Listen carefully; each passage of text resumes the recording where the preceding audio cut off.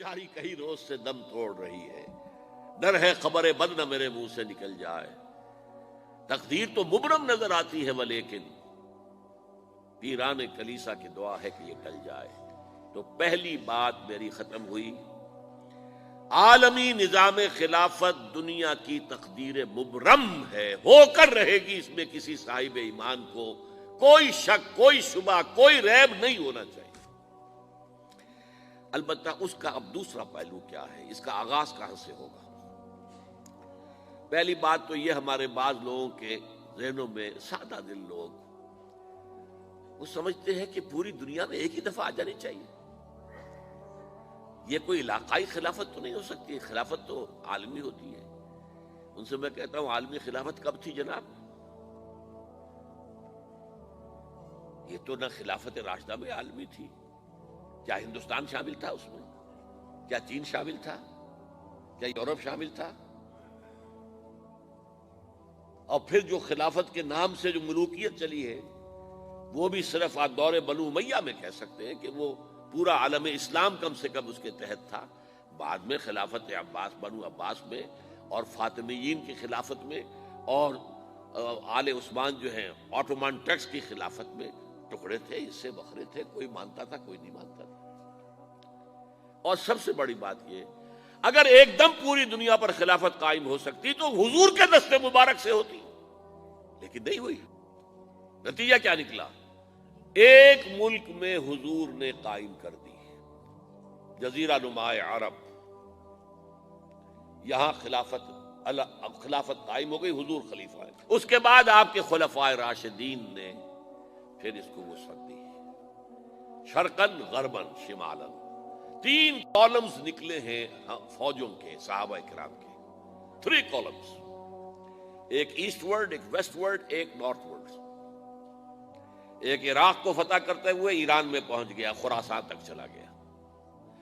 ایک شام کو فتح کرتے ہوئے اور پھر سینائی پیننسولا سے ہو کر افریقہ میں داخل ہوا اور اٹلانٹک تک پہنچ گیا۔ تیسرا سیدھا شمال میں گیا، لیکن یہ زیادہ دور نہیں جا سکتا تھا، کوکیشین ماؤنٹینز آ گئے، کوہ قاف۔ اس زمانے میں تو یہ یوں سمجھیے کہ امپیسیبل تھا نا، کوہ قاف، لہذا وہاں آ کر رک گیا بابا۔ اب بھی یہ ہوگا، کسی ایک جگہ سے شروع ہوگا پھر پھیلے گا، اس کے سوا کوئی چارہ کار ہے ہی نہیں۔ اگر ہر جگہ پوری دنیا میں ایک ہی وقت میں ہو سکتا تو حضور کے دست مبارک سے ہوتا صلی اللہ علیہ وسلم۔ اب وہ نقطہ کون سا ہوگا، نقطہ آغاز کون سا ہوگا؟ اس میں پہلی بات تو میں نے کہا، جو شک کرے گا اس کا پھر ایمان مشکوک ہے، ہوگا، لازماً ہوگا، گلوبل ہوگا، پوری دنیا میں ہوگا۔ کہاں سے شروع ہوگا اس میں آپ اختلاف کر سکتے ہیں، لیکن مجھے تو 2 حدیثیں تو ملی ہیں جن سے یہ اندازہ ہوتا ہے کہ یہ اس مشرقی خطے سے ہوگا، عرب کے مشرق کی جانب کسی ملک سے ہوگا، کسی خطے سے ہوگا۔ وہ حدیثیں بھی اب آپ پڑھ لیجیے پہلے، پھر میں کہہ رہا ہوں یہ خزانہ ہے جو ہم نے آپ کی خدمت میں پیش کیا ہے، کاش کہ آپ اس کی قدر کر سکیں، یہ حدیثیں آپ کو ازبر ہو جائیں، یاد ہو جائیں، لوح قلب پر نقش ہو جائیں۔ ہندوستان اور خراسان یعنی موجودہ افغانستان کا ذکر، ابن ماجہ کی روایت ہے، عن عبداللہ ابن الحارث رضی اللہ تعالی عنہ قال رسول اللہ صلی اللہ علیہ وسلم یخرج ناس من المشرق یؤتئون للمہدی یعنی سلطانہ، یعنی سلطانہ، دونوں طرح سے پڑھ سکتے ہیں۔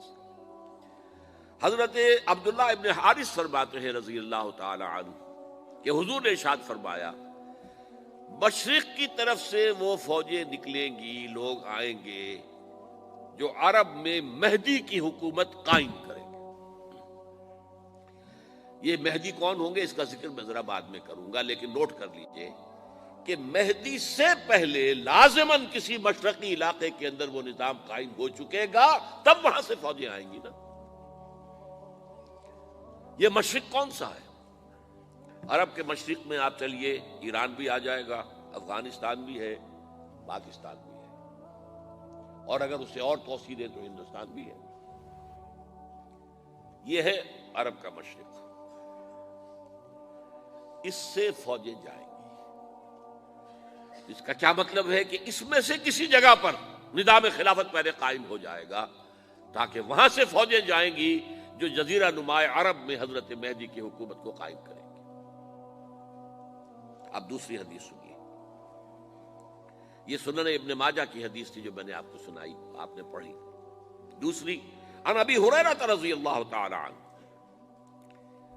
یہ ترمذی شریف کی روایت ہے، قال قال رسول اللہ صلی اللہ علیہ وسلم یخرج من خراسان رایات سود لا يردها شیء حتی تنصب بإیلیا، خراسان کے علاقے سے سیاہ جھنڈے لے کر فوجیں آئیں گی، ان کا رخ کوئی موڑ نہیں سکے گا، ان کو پیچھے پھیر نہیں سکیں گے کوئی بھی، یہاں تک کہ وہ یروشلم میں جا کر جھنڈے نصب کر دیں گے۔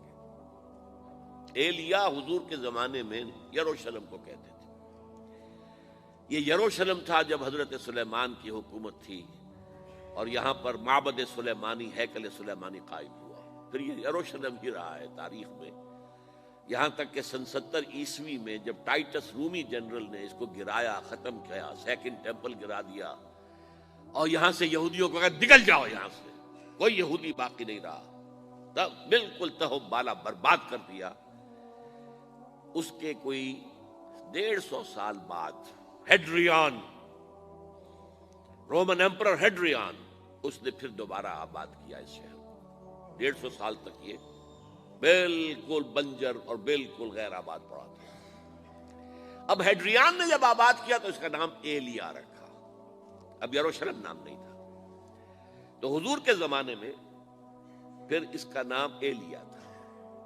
اور اب اس سے کیا معلوم ہو رہا ہے کہ یہ یروشلم مسلمانوں کے قبضے سے اس وقت نکلا ہوا ہوگا، ایک دفعہ پہلے نکلا تھا، سن 1099 عیسوی میں مسلمانوں کے ہاتھ سے نکلا، کروسیڈرز عیسائیوں نے آ کر اس کو قبضے میں کیا، لاکھوں مسلمانوں کو مارا، قتل کیا۔